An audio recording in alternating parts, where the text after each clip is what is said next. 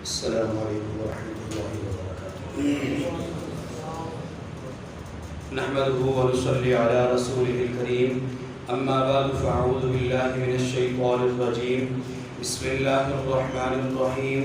لقد رضی اللہ عن المؤمنین اذ یبایعونک تحت الشجرة آمنت باللہ صدق اللہ العظیم وبلغنا رسوله النبی الکریم ونحن على ذلك لمن الشاہدین والشاکرین والحمد للہ رب العالمین۔ رب اشرح لي صدری ویسر لي امری واحلل عقدۃ من لسانی یفقهوا قولی۔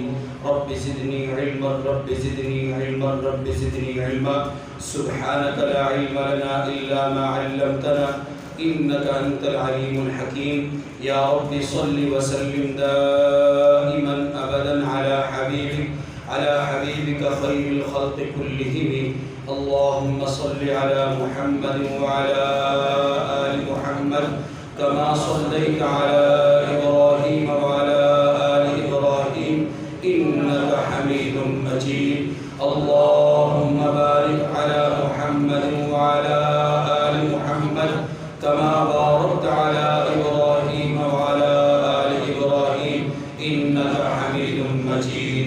گزشتہ جمعہ سابقین اولین میں شامل اسلام کے چھٹے ممبر، پہلے مہاجر، خلق میں رسول اللہ صلی اللہ علیہ وسلم اور حضرت ابراہیم کے مشابہ، معتمد رسول، سفیر رسول، دعائے رسول کے مستحق، کاتب وحی، حافظ القرآن، جامع القرآن، ناشر القرآن، ذو الحجرتین، ذو النورین، مومن اور منافق کے درمیان میں واضح طور پر خط فرقان حضرت عثمان ابن عفان رضی اللہ تعالی عنہ کے حوالے سے کچھ معروضات گوشت گزار کی تھیں کہ آپ حیا کے اعتبار سے، سخاوت کے اعتبار سے اوج ثریا میں پہنچے ہوئے ہیں۔ حیا کے اعتبار سے رسول اللہ صلی اللہ علیہ وسلم نے ارشاد فرمایا اصدقہم حیاء عثمان، میری امت میں بڑے حیادار عثمان ابن عفان ہیں۔ پھر فرمایا ان عثمان رجل حی، میرا عثمان جو ہے وہ حیادار آدمی ہے۔ اور تیسرے موقع پر فرمایا کہ الا استحی من رجل تستحی منہ الملائکہ، میں اس شخص سے حیا کیوں نہ کروں جس سے فرشتے حیا کرتے ہیں۔ سخاوت کا یہ عالم ہے کہ رسول اللہ صلی اللہ علیہ وسلم نے 3 مواقع پر جنت کی بشارت ارشاد فرمائی ہے۔ نمبر 1، بئر روما خرید کر جو وقف کرے گا اس کے لیے جنت، یہ عثمان رضی اللہ عنہ نے خریدا۔ نمبر 2، مسجد نبوی کی توسیع کے لیے جگہ کی ضرورت ہے، جو خرید کر کے مسجد نبوی کی توسیع کرے گا اس کے لیے جنت، یہ عثمان رضی اللہ تعالیٰ عنہ نے کیا۔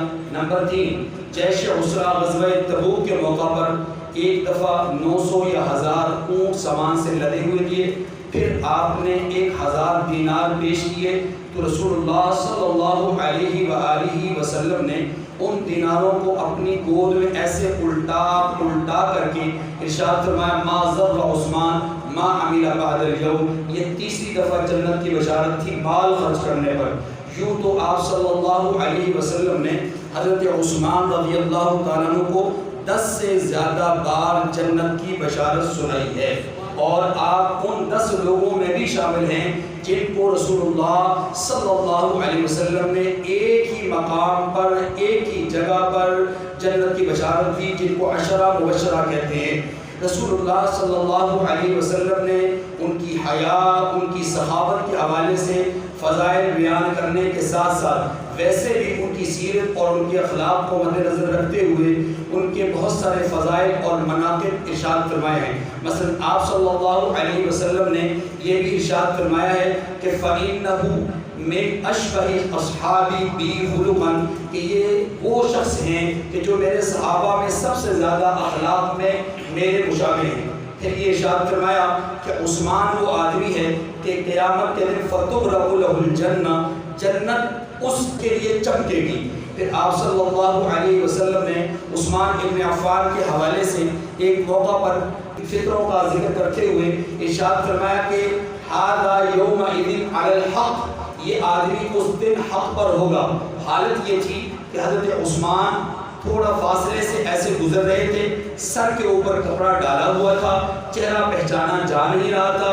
حضور علیہ السلام فطروں کا ذکر فرما رہے تھے۔ اسی دوران صحابی رسول جب وہاں سے گزرے تو آپ صلی اللہ علیہ وسلم نے فرمایا ھذا یومئذ علی الحق، یہ فطروں کے دلوں میں حق پر ہوگا۔ تو اللہ کے رسول صلی اللہ علیہ وسلم کے اس فرمان کے بعد صحابی رسول راوی اٹھے اور اٹھ کر کے جا کر کے دیکھا تو چہرے سے کپڑا ہٹایا تو عثمان بن عفان تھے، ان کو بازو سے پکڑ کر کے دربار رسالت میں حاضر کیا کہ یا رسول اللہ یہ تو عثمان ہے۔ اللہ کے رسول نے فرمایا ہاں ھذا یومئذ علی الہدی، یہ اس دن حق پر بھی ہوں گے، ہدایت پر بھی ہوں گے۔ یہ عثمان ابن عفان ہیں کہ جن کے فضائل کو رسول اللہ صلی اللہ علیہ وسلم بیان فرما رہے ہیں۔ یہ وہ عثمان ہیں رضی اللہ تعالیٰ عنہ جنہیں بدر کے میدان میں شرکت نہ کرنے کے باوجود بدر کا شریک بھی حضور نے قرار دیا اور اس کا حصہ بھی عطا فرمایا۔ یہ وہ عثمان ہیں رضی اللہ تعالیٰ عنہ جنہیں رسول اللہ نے سفیر بنا کر کے مکہ مکرمہ روانہ کیا۔ یہ وہ عثمان ابن عفان ہیں رضی اللہ تعالیٰ عنہ کہ جن کے لیے رسول اللہ صلی اللہ علیہ وسلم نے اپنے دائیں ہاتھ کو یوں بلند کر کے فرمایا بیعت رضوان کے وقت، فرمایا ھذہ ید عثمان، یہ عثمان ابن عفان کا ہاتھ ہے۔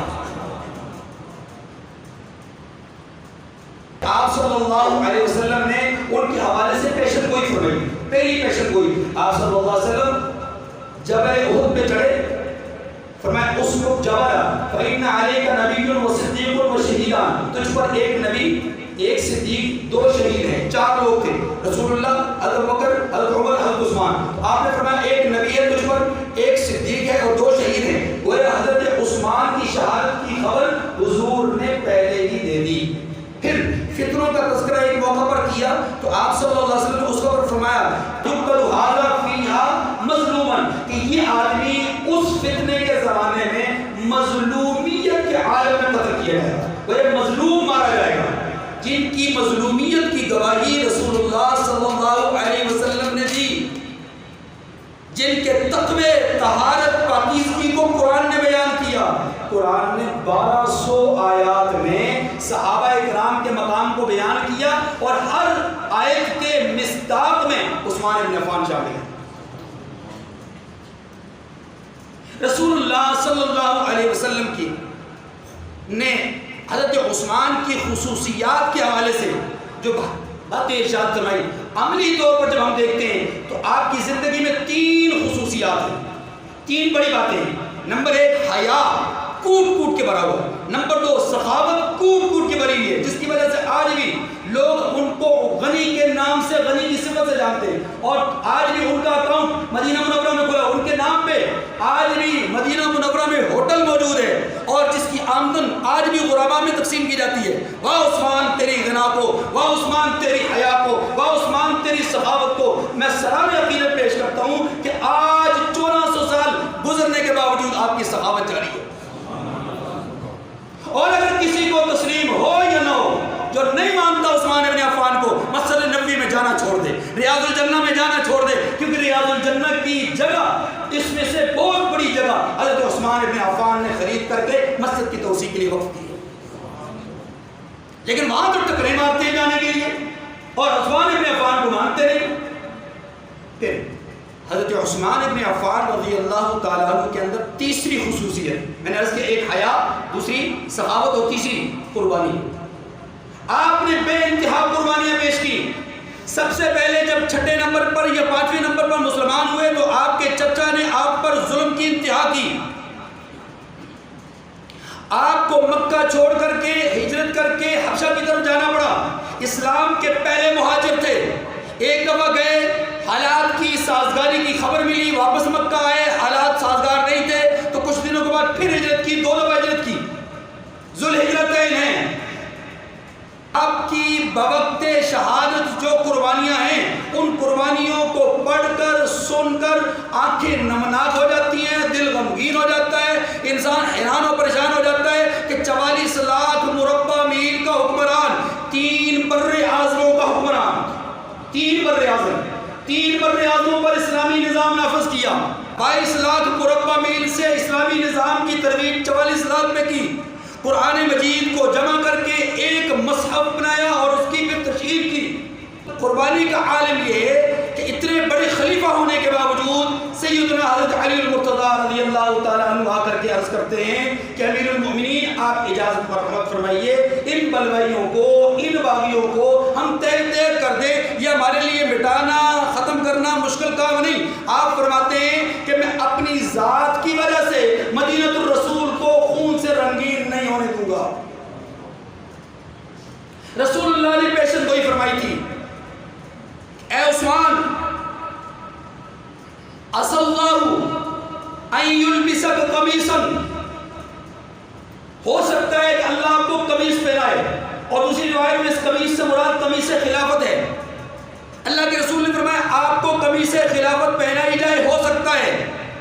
پھر فإن أراد المنافقون أن يلحقا، کہ منافقین چاہیں گے کہ آپ سے اس قمیص کو اتروا دیں، لیکن فلا تخلعوا، عثمان اس قمیص کو اتارنا مت۔ عثمان بن عفان نے 22 لاکھ مربع میل کا اضافہ کیا اسلامی سلطنت میں۔ اگلے 6 سال میں لوگوں نے آپ پر جو بہت بڑا اعتراض کیا، میں اس اعتراض کو بیان کرنا اور اس کا جواب دینا ضروری سمجھتا ہوں۔ وہ ایک اعتراض کیا اور اس اعتراض کے نتیجے میں ان کے خلاف سازش کی، بلوائی کھڑے ہوئے اور باغی کھڑے ہوئے، اور ان کی تعداد 1 سے 2، 2 سے 4، 4 سے 6 سالوں کے اندر 1400 تک پہنچ گئی۔ یہ اعتراض کیا تھا؟ اعتراض یہ تھا کہ عثمان بن عفان وہ آدمی ہیں، وہ امیر ہیں، وہ خلیفہ ہیں کہ جنہوں نے اپنے قریب ترین رشتہ داروں کو کلیدی عہدوں پر بٹھا دیا ہے۔ یہ اعتراض تھا حضرت عثمان بن عفان پر۔ آج بھی بہت سارے لوگ جن کے باطن میں خبث موجود ہے، میں اہل سنت میں سے بعض کی بات کر رہا ہوں، دوسروں کی تو بات ہی نہیں ہے نا، میں دوسروں کسی کی بات نہیں کرتا۔ جو باپ کو نہ مانے، ماں کو نہ مانے، جو حلال کا نہ ہو، میں ان کی بات نہیں کرتا، میں ان کی بات کرتا ہوں جو اہل سنت میں سے ہیں، کہلاتے اہل سنت ہیں، اور اعتراض کرتے ہیں عثمان بن عفان پر۔ کیا اعتراض کرتے ہیں کہ آپ نے اقربا پروری کا مظاہرہ کیا۔ حضرت عثمان رضی اللہ تعالیٰ عنہ خلفائے راشدین میں سے ہیں۔ حضور نے فرمایا علیکم بسنتی و سنت الخلفاء الراشدین المہدیین، تم پر میری سنت اور میرے خلفاء کی سنت لازم ہے۔ یہ آپ علیہ السلام کا فرمان ہے۔ اب اس فرمان کے مطابق حضرت عثمان ابن عفان رضی اللہ تعالیٰ خلفائے راشدین میں سے ہیں، لہٰذا آپ کو فیصلے کرنے میں، پالیسیاں بنانے میں اختیارات حاصل ہیں۔ میری بات سمجھ آئی؟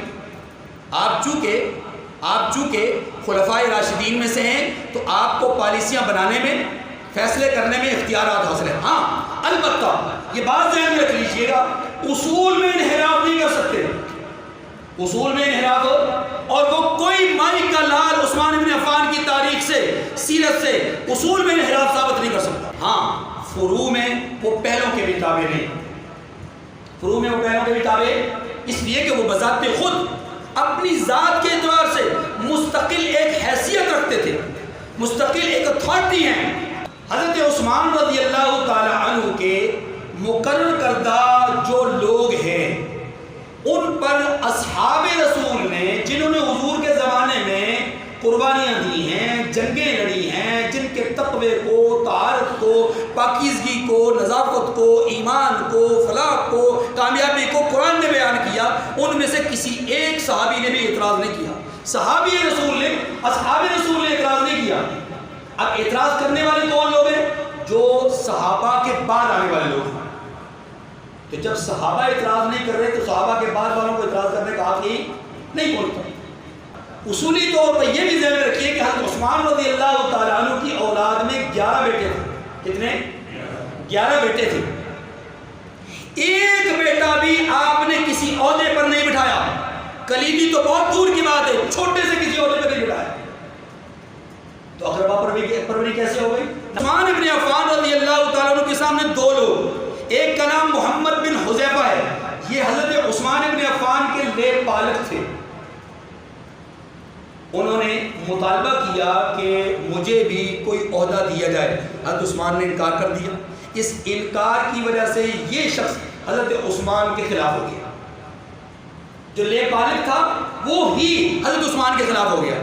نمبر 2، محمد بن ابو بکر، یہ حضرت ابو بکر صدیق رضی اللہ عنہ کا بیٹا ہے، اور کم عمری میں ابھی بچہ تھا اور حضرت ابوبکر صدیق کا انتقال ہوا. اسماء بنت عمیس ان کی والدہ کا نام ہے. حضرت اسماء بنت عمیس رضی اللہ تعالی عنہا کے ساتھ حضرت ابوبکر صدیق کی وفات کے بعد نکاح کیا حضرت علی المرتضیٰ رضی اللہ تعالیٰ عنہ نے. اور یہ محمد بن ابوبکر حضرت علی المرتضیٰ کے گھر میں پرورش پاتا ہے. اور یہی جب جوان ہوتا ہے تو حضرت عثمان بن عفان سے مطالبہ کرتا ہے کہ مجھے کلیدی عہدہ کوئی دیا جائے یا کسی عہدے پہ بٹھایا جائے. کسی جگہ کا گورنر، بلکہ اس نے تو مطالبہ کیا تھا مدینہ کی گورنری کا کہ مجھے مدینہ کا گورنر بنایا جائے. جناب عثمان بن عفان نے انکار کر دیا. انکار کیا تو یہ بھی ان باغیوں کا حصہ بن گیا. اور ایک روایت آتی ہے کہ جس شخص نے حضرت عثمان بن عفان پر سب سے پہلے حملہ کیا وہ محمد بن ابوبکر تھا. یہ صحابی رسول نہیں ہے. حضرت عثمان بن عفان رضی اللہ تعالیٰ عنہ کے خلاف جو لوگ محاذ جنگ بنائے ہوئے تھے ان میں پہلا نام مالک اشتر کا ہے، دوسرا نام محمد بن ابوبکر کا ہے. اب آئیے حضرت عثمان رضی اللہ عنہ کی تقرریوں پہ بات کر لیتے ہیں. جو اصولی باتیں تھیں وہ میں نے آپ کے سامنے عرض کر دی. ان کی تقرری کیا ہے؟ 40 سے 50 تک عہدے کلیدی تھے جو حضرت عثمان کے زمانے میں قضاء کے تھے، سپہ سالاری کے تھے یا گورنری کے تھے. اب یہ جو 3 عہدے ہیں، سپہ سالاری کا، قضاء کا اور اسی طریقے سے گورنری کا، ان تینوں عہدوں کی تعداد 40 سے 50 ہے مجموعی طور پر. تاریخ میں یہ بات موجود ہے کہ حضرت عثمان بن عفان رضی اللہ تعالیٰ عنہ نے اپنے دور خلافت میں اپنے رشتہ داروں میں سے جن لوگوں کو ان عہدوں پر جگہ دی ان کی مجموعی تعداد 6 تھی. کتنی تھی؟ مجموعی تعداد کتنی تھی؟ 6. ان 6 میں سے 3 وہ تھے جو حضرت عثمان نے مقرر نہیں کیے. وہ مقرر کیے تھے حضرت ابوبکر نے یا حضرت عمر نے اور تسلسل سے چلے آ رہے تھے. پہلا نام حضرت معاویہ بن ابی سفیان رضی اللہ تعالیٰ عنہ. ان کا تقرر حضرت ابوبکر نے کیا یا حضرت عمر نے ہی ابتدائی دور میں کر دیا. دوسرا نام حضرت عبداللہ بن ابی صرح رضی اللہ تعالیٰ عنہ. تیسرا نام حضرت ولید ابن عقبہ رضی اللہ تعالیٰ عنہ. تینوں صحابی رسول ہیں، حضرت عثمان کے رشتہ دار ہیں اور حضرت عثمان کے قریب ترین افراد ہیں. لیکن حضرت عثمان نے ان کا تقرر نہیں کیا. ان کا تقرر پہلے سے ہوا تھا، حضرت عثمان نے برقرار رکھا. تو یہ تو حضرت عثمان کی خوبی تھی کہ انہوں نے پچھلے جو گورنر مقرر کرتا تھے ان کو ایسے ہی برقرار رکھا، ان کو ہٹایا نہیں. حضرت عثمان نے تینوں کو برقرار رکھا. حضرت عثمان رضی اللہ تعالیٰ عنہ نے جن 3 لوگوں کو مقرر کیا، 6 تھے کل، 6 میں سے 3 تو پہلے کے مقرر کرتا تھے اور 3 وہ تھے جن کو حضرت عثمان نے مقرر کیا. ان میں پہلا نام حضرت سعید ابن عاص رضی اللہ تعالیٰ عنہ. دوسرا نام حضرت عبداللہ ابن عامر رضی اللہ تعالیٰ عنہ. تیسرا نام جناب مروان بن حکم.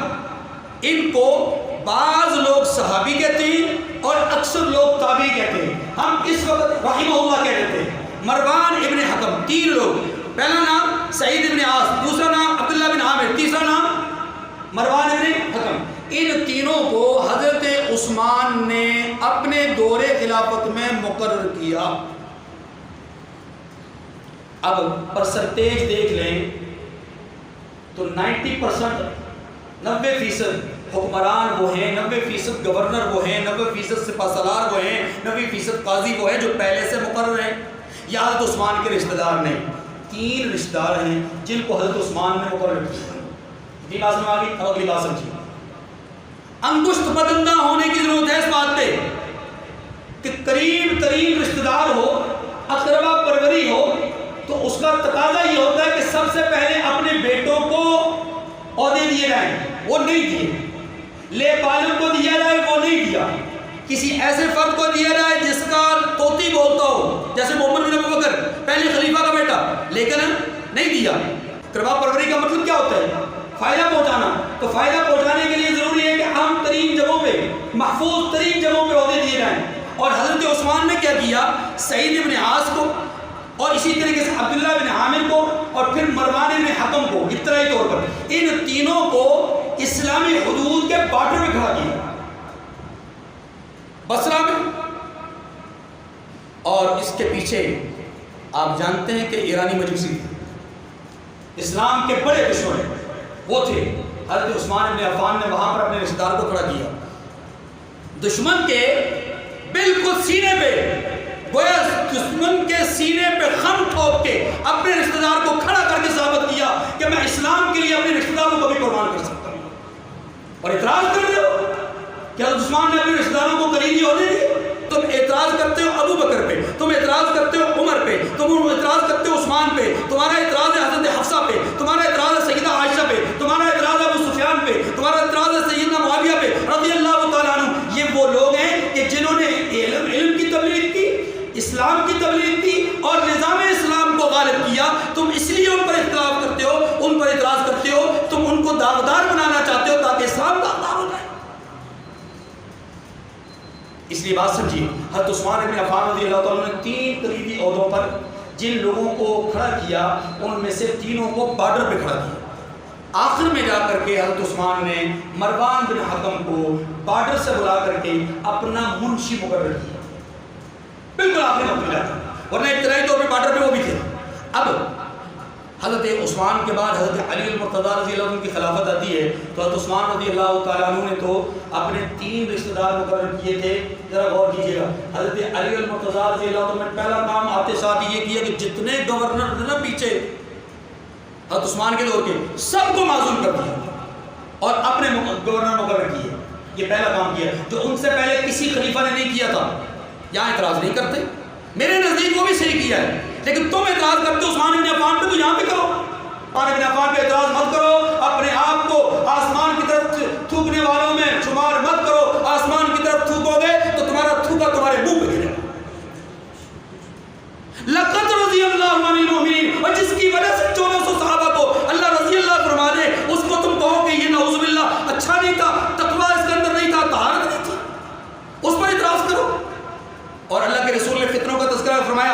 اللہ کے رسول نے جب فطروں کا ذکر فرمایا تو کسی صاحب نے پوچھا یا رسول اللہ اس وقت ہم کیا کریں؟ تو جواب دیا علیکم بالامین واصحابہ. ترجمہ کرتا ہوں، علیکم بالامین واصحابہ. اللہ کے رسول نے عثمان بن عفان کی طرف اشارہ کر کے فرمایا اس امانت دار اور اس کے ساتھیوں کی اتباع کرنا. امانت دار فرمایا، رسول اللہ نے امانت دار فرمایا. رسول اللہ نے فرمایا یہ جنتی ہے. تمہیں کیا حق پہنچتا ہے کہ تم ان پر لبکشائی کرو؟ نام اہل سنت میں شمار کرتے ہو، کہلاتے سنی ہو اور تبرہ عثمان بن عفان پہ کرو، اس کا مطلب ہے کہ تم سنی، دودھ میں یا خون میں ملاوٹ ہے. جناب عثمان رضی اللہ عنہ کے بعد حضرت علی المرتضیٰ کا پہلا کام، دوسرا کام، آپ نے اپنے رشتہ داروں میں سے حضرت عباس رضی اللہ عنہ کے 4 بیٹوں کو گورنری کے عہدے پہ بٹھایا. ایک تو پہلا کام کیا، دوسرا اپنے رشتہ داروں میں سے 4 رشتہ داروں کو گورنری کے عہدے میں بٹھایا. تیسری بات، محمد بن ابو بکر جسے حضرت عثمان نے رد کر دیا تھا، حضرت علی المرتضیٰ نے ان کو گورنر بنایا. مالک بن اشتر جو اس پورے پروپیگنڈا کا سرغنہ ہے، سیدنا عثمان بن عفان کی شہادت کے لیے جو شخص سب سے آگے اور سرخیل تھا، عثمان بن عفان کی شہادت کے بعد حضرت علی المرتضیٰ نے اس کو گورنر بنایا ہے. خدا کی قسم قرآن پہ ہاتھ رکھ کے کہتا ہوں، مجھے مولا علی کی کسی قسم کی نیت پہ شک نہیں، جو کیا درست کیا. عثمان بن عفان رضی اللہ عنہ کی قربانیاں آپ کی بے انتہا قربانیاں ہیں، اور سب سے بڑی قربانی یہ ہے کہ 82 سال کی عمر ہے، 44 لاکھ مربع میل کے حکمران ہیں، 3 بر اعظموں پر اسلامی نظام نافذ کیا ہے، بچوں کی پیدائش پر 50 درہم اور ان کا 1 سال پورا ہو جائے تو 100 درہم کا وظیفہ مقرر کیا ہے. افواج کے میں سے ہر فوجی کا جو سالانہ اس کا وظیفہ تھا اس میں 100 دراہم کا اضافہ کیا ہے. حضرت عثمان نے چراگاہوں کا انتظام کیا ہے. حضرت عثمان رضی اللہ عنہ نے چشمے جاری کیے ہیں. حضرت عثمان رضی اللہ عنہ نے نئی بستیاں آباد کی ہیں، بڑی بڑی مساجد قائم کی ہیں، بہت سارے رفاہی ادارے قائم کیے. ان تمام کارناموں کے ساتھ ساتھ آپ کی قربانی کا عالم یہ ہے، 82 سال عمر ہے، مسجد نبوی ہے، منبر رسول ہے، وہاں پر آپ پر خطبہ ارشاد فرما رہے ہیں، اور اسی خطبے کے دوران بلوائی آتے ہیں، آپ کو منبر سے کھینچ کر کے نیچے اتارتے ہیں اور ایسے ہی اسی حالت میں آپ کو گھر میں لے جاتے ہیں، گھر کو بند کر دیتے ہیں.